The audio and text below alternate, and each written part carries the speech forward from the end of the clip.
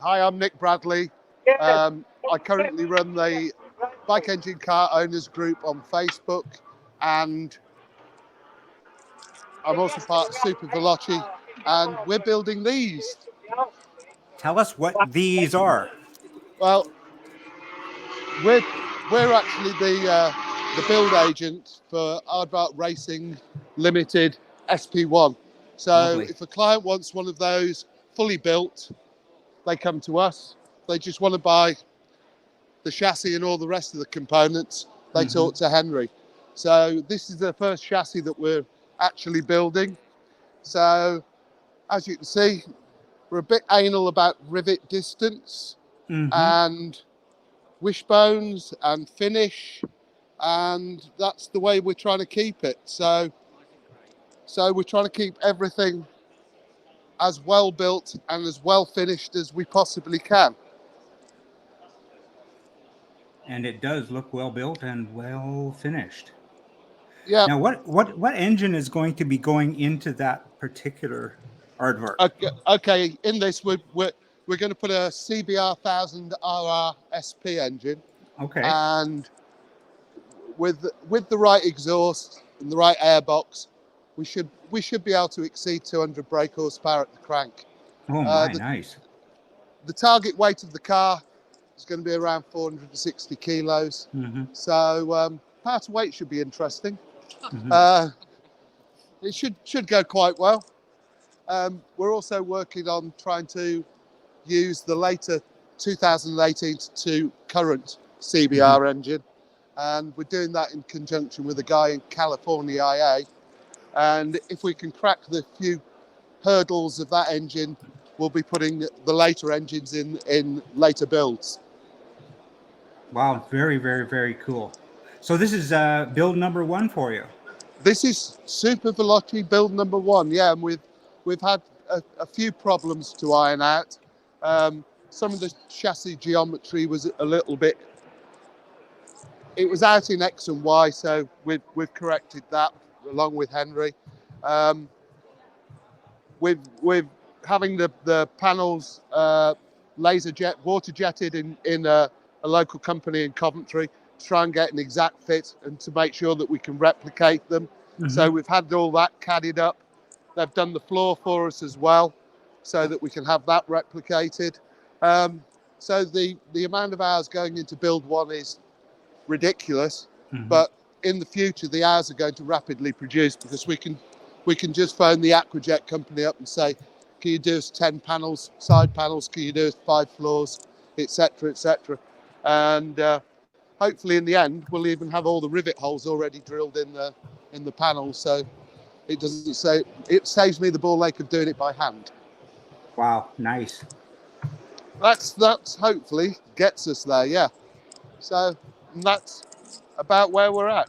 We've had an awful lot of people interested in it at the show so far, but nobody said, here's a check, get on with it. Nobody sent you a check yet. No, not yet, but well, hopefully they will. Yeah, absolutely. I think if you work closely in conjunction with, in concert with Henry, he can pass on a good word for you. Yeah, we are. I mean, Henry's just over here. So why don't let's go over and have a walk around on that one. Tell us a bit. Okay. Hang on.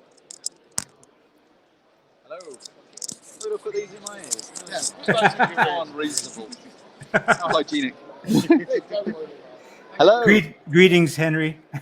Hello, Jim. How are you? I'm doing well. Henry, just for the benefit of everybody who's on the stream, could you identify yourself and tell us who you represent? Sure thing. So I'm Henry Carr. I'm the owner of ARL, or Aardvark Racing Ltd. Lovely. And this is second kit car show.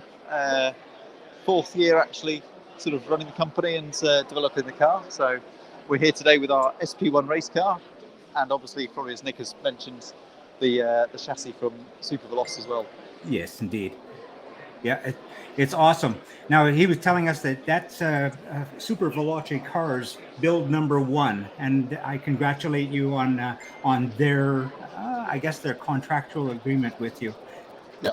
Yeah, so Thank you. that's great. Now he was mentioning that in the build that he's getting in there, he's getting a CBR engine in there.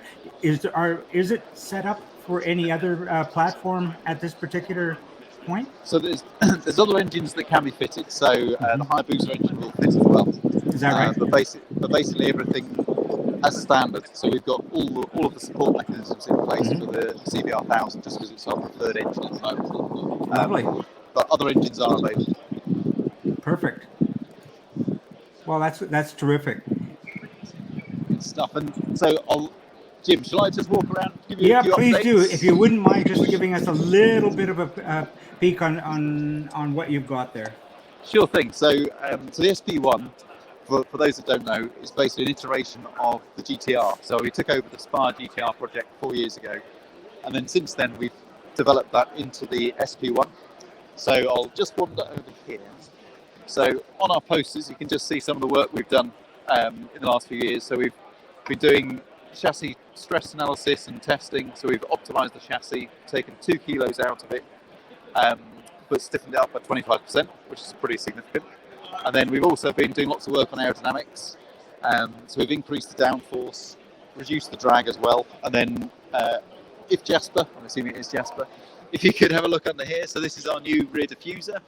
So we've just spent the last month building the bucks and molds for the rear diffuser. So this will add a further, so it should generate 55 kilos of downforce. So that's 30 kilos more than the previous sort of straight-sided diffuser. So we're particularly proud of that. And then just moving around this way again, we've also got our new lightweight wheels, so new specification of wheel. I'm picking up with one hand simply because it is that light. We can do the nearly one finger test, but these aren't cast. So they are cast actually. They're cast and flow formed. So what that means is you've got a cast center, and then they basically have a sort of a block of material here, and then they roll that profile.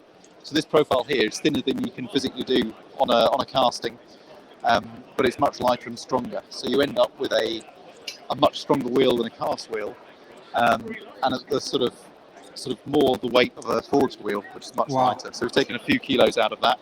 That's lovely. Yeah, it's a really nice thing actually. We're really pleased with these. Can I ask you, with the diffuser, is that a carbon diffuser or is that GRP? Yeah, no, that's carbon fiber. The carbon version hasn't made it to the price list yet, but the GRP one has, because carbon's obviously a difficult substance to work with. So we'll do them in glass fiber to start with, and then we'll put the carbon option on the price list. Wow. And then our front diffuser, front splitter. Mm-hmm. We didn't have that last year, but we've made a new one because it's just a bit nicer. Oh, that's lovely.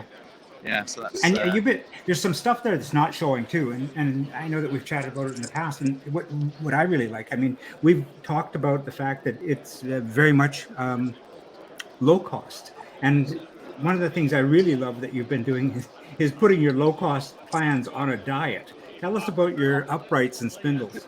Yeah, sure. So if I go back here, hang on, so I'll follow you around. There's a bit of a jiggle to open this. So there you go. So basically under here, so we've lost quite a few kilograms. So not only the wheels, but in fact, I'll show you on this car over here. It's going to be easier. So walk with me.